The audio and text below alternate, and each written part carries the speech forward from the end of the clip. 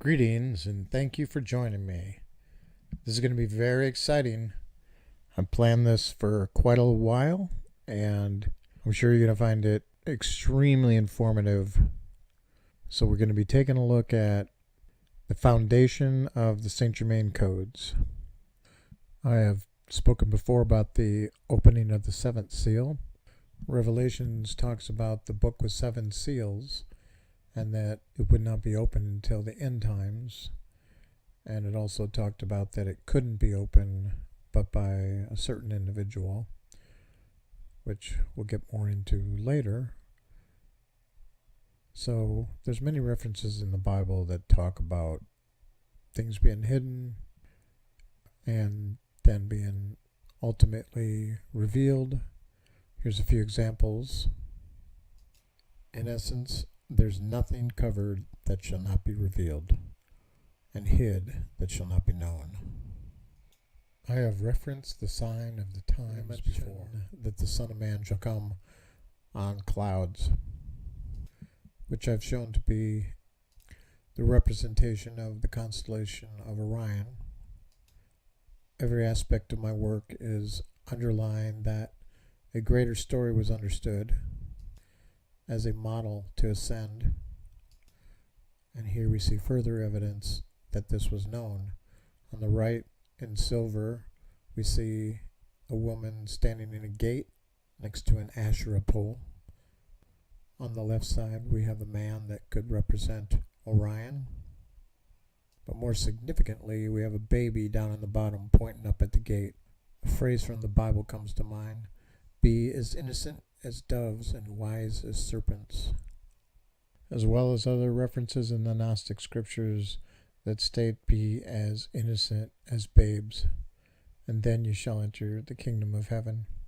On the left, overall, we see a clock with letters inside and a trumpet that represents the hands of the clock, and they are in the position that is nearly 5:22 and 11:22.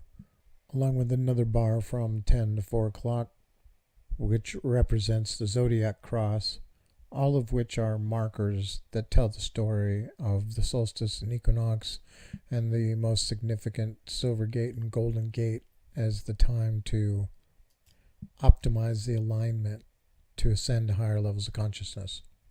I find it amazing that these clues that highlight these codes and greater understandings have been depicted in a variety of ways. Throughout this series, we will see a number that emphasize the greater aspects of this story. We know keys to wisdom have been left behind, pictures with values that detail an understanding, correlations to this system that are obvious. My intuition and inner knowing knew that there was a greater understanding of these things that I've been bringing through, and I wanted to find evidence that conclusively demonstrated that as fact. We've seen how the frequency table self-organizes. It's almost as if it's self-aware to align everything into a 999 type formula. In fact, every major holy key code that is a 3-digit number that comes back to 9, part of a tree of wisdom. We are expanding this throughout these videos. At the time of Sir Francis Bacon, they didn't have electricity, so they didn't have a great deal of knowledge around frequency, like the frequency table that creates the Ened, the 9-pointed star, that assembles the understanding of the table. But you could figure out that the numbers want to be organized, such as we are looking at in the tetrahedron with the red, white, and blue. Diagonally from 4 o'clock to 10 o'clock, we can see 9. 4 plus 5 is 9. The 4, 9, 5. So when you understand that everything comes back to 9, you could discover all of this. But it's likely that the ancient Egyptians knew all this and put it to practice, and that it was passed down. So I'm tracing down what we can figure out, what we can find, and demonstrate what was known. And if it was known, as I believe it was, how would you preserve this wisdom? where could you hide it that it wouldn't be lost, discovered, or misused? Hiding it in plain sight seems like the best choice, encrypting it into the English language. Thanks for undertaking this journey with me. It's very exciting because obviously I know where this goes and I've already seen how it ends. Much has been already said about Sir Francis Bacon in previous videos. Here we are going to dive deeper into evidence of what he knew by the fact that he hid profound symbolism in his cover art, much like the clues he put in the headpiece of the King James Version Bible. We see signs that he knew much more. The book here is depicting the basic tenets of the mystery school, which we will highlight further as we proceed.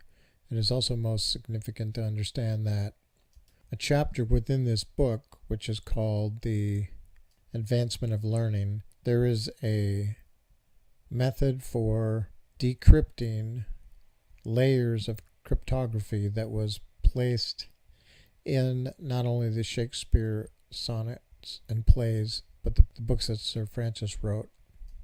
So within this chapter, he teaches you how to find the messages he left behind. The first communication states, "If I'm not dead, don't go any further because this could get me killed." He proceeds to reveal that his mother was the Queen of England. Elizabeth was the virtuous virgin who did not have sex, who had no children. He tells the tale of how he was denied his rightful heir to the throne, and much, much more. Our focus is on the 5 layers of cryptography, and the 5th being numbers. You will be astonished to discover what he knew, whether he was taught it or accessed it from his higher states of consciousness, bleed-throughs, braiding, or simply a more divine state of consciousness where he understood the secrets of old as his own. For Saint Germain, who was Thoth, was Sir Francis Bacon before he faked his death and became the Count. Much of this esoteric understanding was put in the Rosicrucian order as well as the Freemasons. I've used the analogy of building a temple, constructing a structure that ascends to a capstone, as the metaphor for laying the bricks of the knowledge that erects divine consciousness. Something similar is depicted on the cover of the books that we're seeing here, with the twin pillars as paramount as the entrance to the temple. King Solomon's temple had 2 pillars out front, Boaz and Yakin, 1 copper and brass. It's important to have this understanding as we go forward so you can see the analogies. The pillars in general are very important because they also have a connotation of wisdom, strength, and beauty. These also correlate to the 3 pillars relevant to the tree of life, even though they go by slightly different names. They have relatively the same characteristics. The original Freemason imagery incorporated isosephia, which we've seen before, to mean hidden numbers and sacred geometry in pictures, which is an ancient thing the Egyptians used.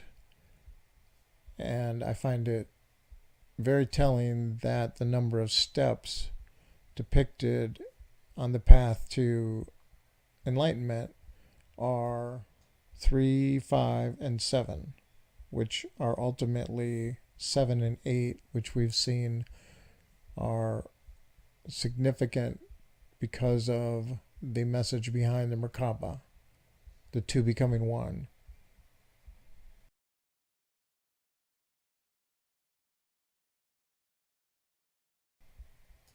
It's also very fascinating to realize that the Masons who built the Gothic churches incorporated this very same two tower symbolism, the entering of the temple and the preservation of the Masonic symbols. And now for decoding the first Shakespeare folio. Let's dig deeper into the cover page. What is revealed is really incredible. All right, let's dig into some of the layers. There's been a variety of people that have worked on decryption. We're going to take a look at a few, and then I will get into what I've found. There are two versions of Shakespeare folios. We will be analyzing the cover page of both. It is significant to note that what is engraved, as it were, in our minds as we comprehend what is stated here, it becomes clear it is a bit of a riddle. I'll read it for you. It says, "To the reader, this figure that thou here seest put, it was for gentle Shakespeare cut, wherein the engraver," it says graver, but it means engraver, "had a strife with nature to outdo the life. O could he but have drawn his wit as well in brass as he hath hit, which is hid, his face, the print would then surpass all that was ever writ in brass. But since he cannot, reader, look not on his picture, but his book." It's really very telling, for it is indicating that he has hid his face, and what we'll find is many ways that the author has revealed who he is without revealing his name or face. There are those that have felt that they've uncovered pi hidden in the first page, and to reveal this, one must start analyzing line by line, character by character, to begin to decode as one manner of analyzing this multifaceted gem. So let's take a look at how the structure of the words and sentences resembles squaring the circle, so to speak. This chart reveals the breakdown of the number of words with some groupings that reveal 22, with some further analysis that has words in uppercase to reveal 3.14, and a grouping by 7. 7 divided by 22 is 3.14, as well as 34 words on each offsetting of lines for a squared type picture. This is interesting, but I think you're going to find what I have to be much more fascinating. It's also compelling to realize that here we see the numbers 1 through 9 without grouping them by the 3 or 4 or 5 letter sets, equal 3, 1, 4, or 4, 1, 3. So in other words, in a straight count, 1, 2, 3, first set, 4, 5, 6, second set is 1, 7, 8, 9, third set is a 3. The total of the white squares representing the number of words was 287. Can't quite see that. But I was more interested in what's the breakdown. So the value of the single digits, of course maintaining the master number 11, comes to 71 or 17. For those of you who watched some of my other videos, you'll remember that 17 is very significant. And again, we will, of course, always emphasize the meaning and the value with a type of recall, in case you've forgotten. But first, let's build this up a little bit.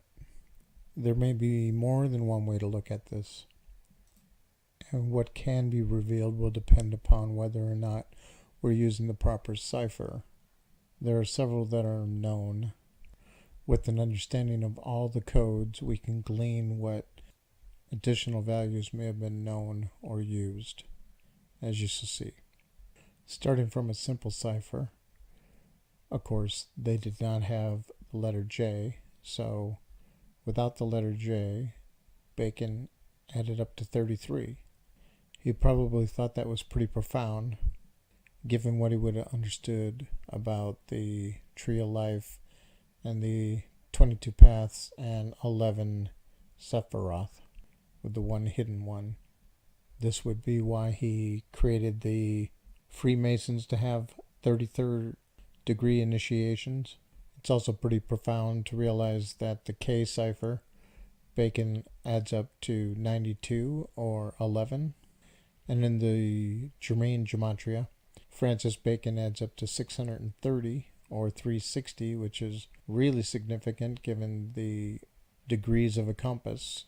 We shall see how profound that really is as we proceed. Even more compelling is the famous phrase, "Sweet Swan of Avon is 1212 or 1122. And of course, Bacon in simple cipher or modern English cipher, 3, 5, 8, and 17. It's important to bear these in mind. And of course, Francis Bacon in what I also call the 369 cipher or the Germain gematria is 105 or 15.6, which is our Merkaba code. Okay, now with those understandings, take a look at this.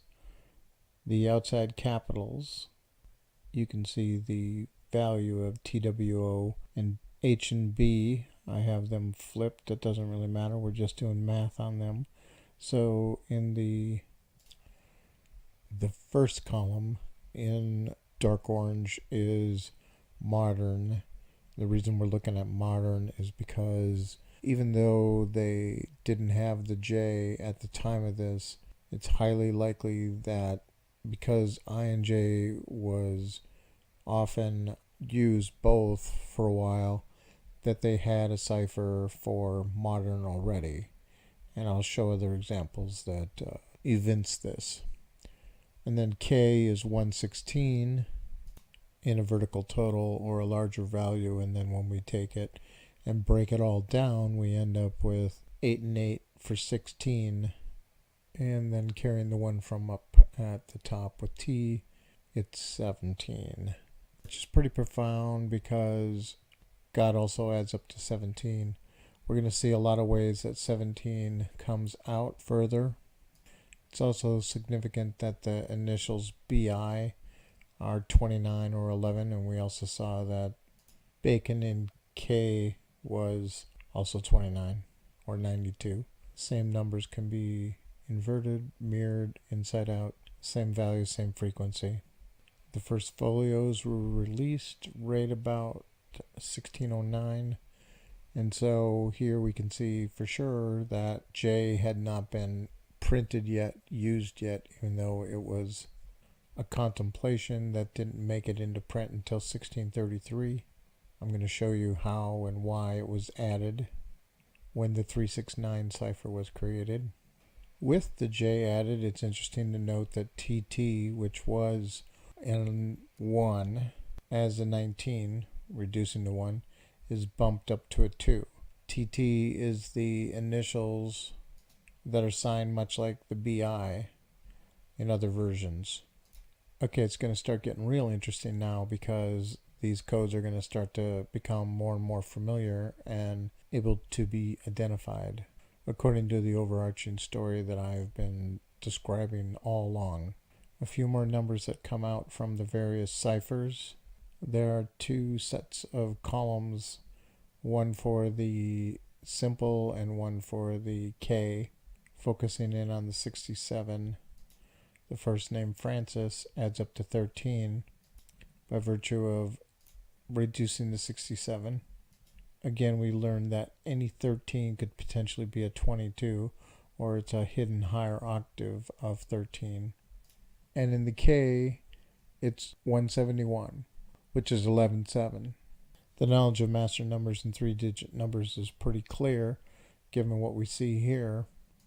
Francis signed his name, or Fra Baconi produced the value of 222, and Bacon in K was 111, which becomes very paramount throughout this material, as we've already seen in a variety of ways, and yet to come in even more profound ways.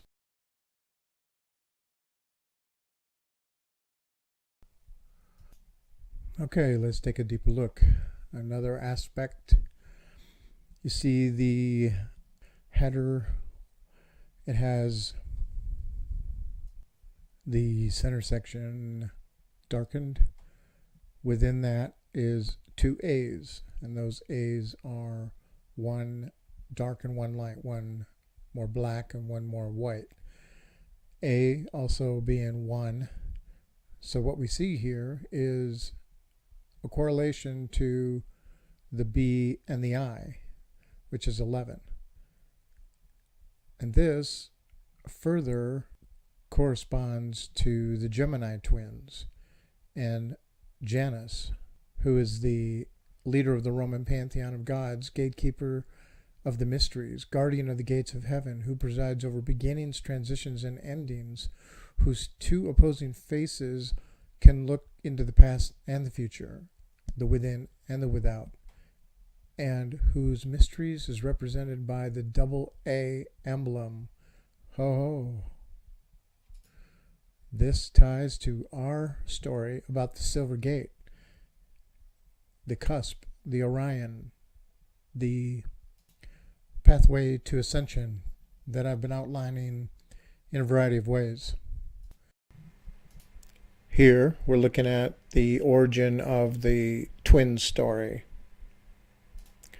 Pictured on the left is Castor and Pollux, the Roman Gemini twins, who are said to be opposites in a variety of ways. Some stories has one of the brothers mortal and the other immortal. In mythology, it is Jupiter or Zeus who takes the form or shape of a swan and impregnates Leda. The mythology of the Geminis is very rich in that twin stories are highlighted in most of the indigenous belief systems around the planet. There are some most notable ones, such as Set and Osiris. And of course, it's not often known that Mercury and Venus are divine twins, as well as what's at the core of our story with the Silver Gate and the Golden Gate and their corresponding characters. Osiris at the Silver Gate and Ophiuchus is very profound because he's also known as Serpentarius, the serpent bearer or the guardian of the hidden wisdom. In fact, this entire region is ripe with stories that point to the Golden Gate. We will highlight more of that later as we proceed to unravel the Gospel in the Stars, which tells the stories of the descent of the gods and the return to divine consciousness. It is interesting to understand that morning star is a positive thing, for both Mercury and Venus are morning stars, even though Venus is sometimes an evening star. For example, Mercury is only seen for about 15 minutes on the horizon in the morning. It actually represents hidden wisdom because of this. and all the stories about Mercury being the god of wisdom.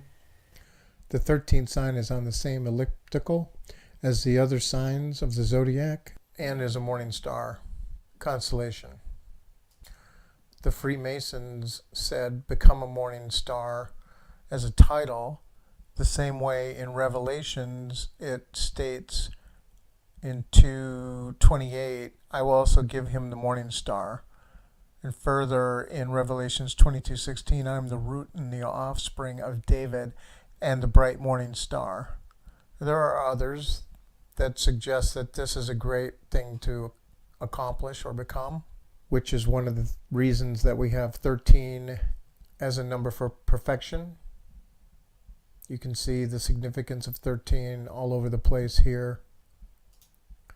And this is mentioned because of what's going to unfold in the upcoming explanations.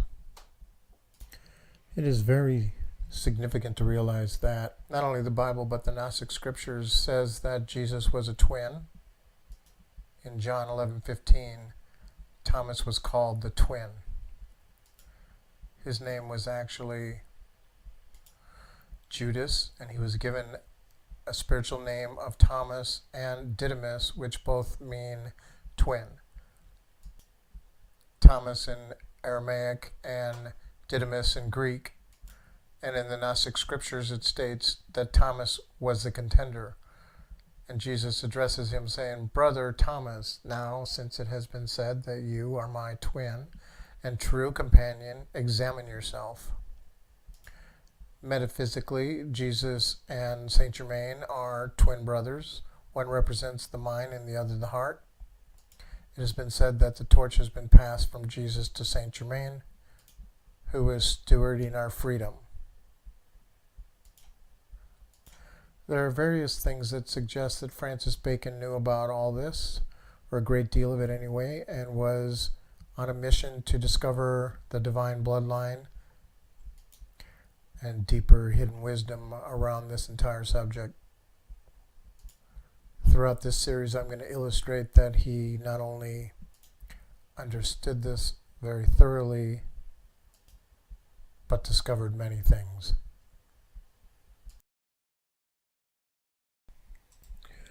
Before we take a look at the second cover folio, let us examine a little bit further the symbolism around the Rosicrucian order and some of the numbers that correlate to the names relevant to the 369 gematria.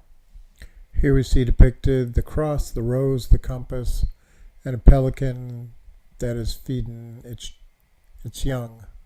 This type of symbolism was on the headpiece that Francis put together for the King James Version Bible, which has some interesting esoteric meanings. Let's take a look at some of them now. The symbolism of the swan is important because it's not only a symbol of grace and beauty, but it's also associated with love, music, and poetry. And in Roman mythology, swan was sacred to Venus, the goddess of love. Did you know that the swan is also a symbolism of motherhood? They are also symbolic of love, devotion, and partnership, and thus the sacrifice symbolism with the mother picking off part of her breast and feeding it to the young. Further, it's symbolic of harmony between cosmic forces, gold representing the sun, silver symbolic of the moon. Additionally, the swan was seen as traditional symbol of beauty and grace in ancient Greece and was sacred to Aphrodite Venus. The swan was also sacred to Apollo. In Greek mythology, the people believed that the swan sang a sweet song when people died. The symbolism of the rose is very important as well. While it's a symbol for the goddesses, it was also hung in banquets so that anything said under it could not be repeated, as well as secret chambers. It represented confidentiality and secrecy. It further represented the blood of Christ, as well as became the flower for the Virgin Mother Mary, as well as the flower for Venus. It's interesting to see the correlation of the numbers associated with the words rose, swan, moon, and sun are all 342 or 324, which has a correlation to the frequency 432. The number 756 will also show up in a variety of unique ways as we proceed. Okay, moving on. Let's take a look at the next folio. And now for the second cover page, beginning with the hyphenated Shakespeare's sonnet, 3 S's, which is 111. We have 7 lines, so if we take 7 times 111, we get 777. And if you take 777 times the date of 1609, dropping the 0, so 169 times 777, it equals 13, 13, 13. 3 sets of 13s, 13 times 3 is 39. That correlates to what it says on the right, on the first page of the scene. The name Francis appears a total of 39 times, i.e. 17 times as a stage prompt and 22 times as a spoken word. This is no coincidence, as 17 corresponds to the name Bacon, as we've seen, and the number 22 always refers to Bacon's birthday, January 22nd. William Aspley is believed to be a made-up name. It's 14 characters long. Its value is 24, or rather the last name's value at 24, just like Tudor. There's 24 letters on the line with that name. A little further analysis, the 39 represents the number of characters above the line, emphasizes the number of characters above the line as 39, and the number of characters below the second line as 49. Those two numbers combined together is 88, as we shall see plays a role. The values on the right all reduce to 11, which we've seen be significant of the twin pillars and Gemini.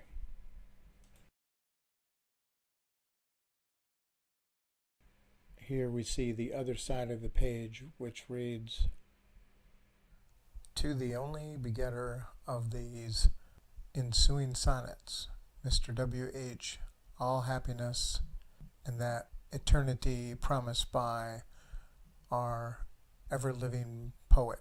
Witness the well-wishing adventurer in setting forth." It is interestingly arranged across 13 lines. There's 13 again. The initials WH add up in the K cipher to the number 55. The number 55 corresponds in Pythagorean or simple cipher to the name Hiram Abiff, which is Bacon's mythical founder of the Freemasons, which is essentially himself. Therefore, WH is code for Hiram Abiff. Furthermore, the number 154, the total number of sonnets, also simplifies to 55. The worshipful Hiram 88 will become clear here shortly and play into everything. Yet the total number of letters on the cover page corresponds precisely to the name, as well as the fact that the 14 letters that make up the phrase worshipful Hiram is a derivation of 49. 7 times 7, 7 plus 7, etc. In the reverse cipher, Hiram Abiff adds up to 176, which we will see is an extremely important secret key from the Magi code, which we'll learn about in one of the next episodes.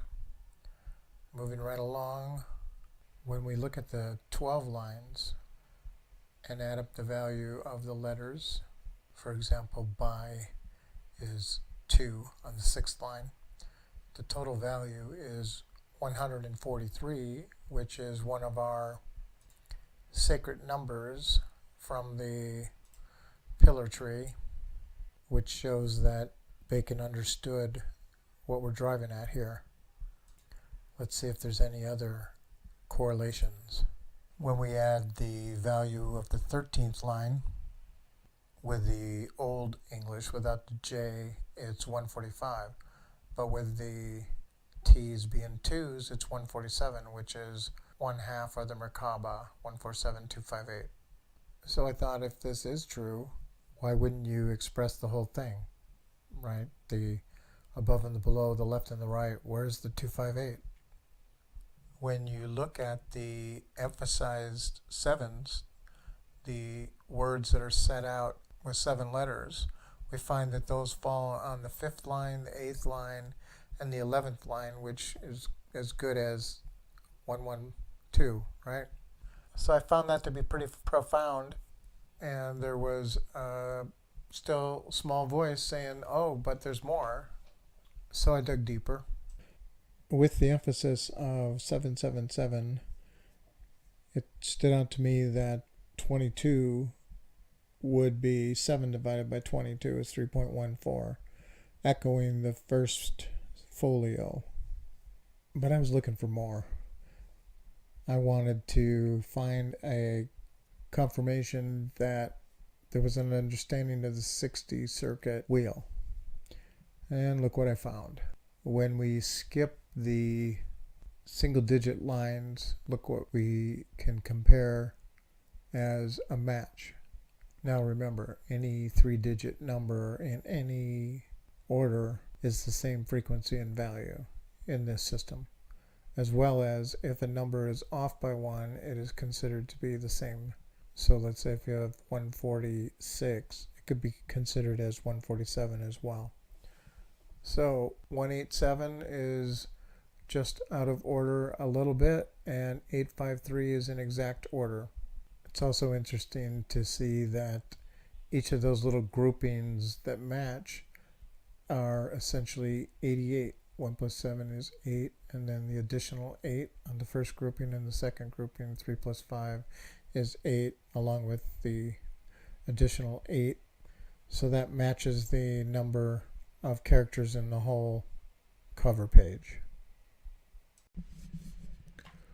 All right. So these are the kinds of things that I'm looking at and trying to see if there is a correlation to the 60 circuit wheel or the 24 circuit wheel. And there are some that are very close, but I knew that there was something to be discovered that was more exact, and so I kept looking. But here's an example of what I'm talking about. Pulling out all the capitals, running the values across, and comparing the numbers. There are some that are close. The top right, you can see the 918189, which is one of the key codes that are also very significant that show up. 991 is there by the 0, omitting the 0. The very bottom we have 462, and the pentagram codes on the left, the 5 points, have 3 of the numbers, 3 out of 5. At any rate, you'll be really astonished when we get to the point where I'm going to reveal the full enchilada.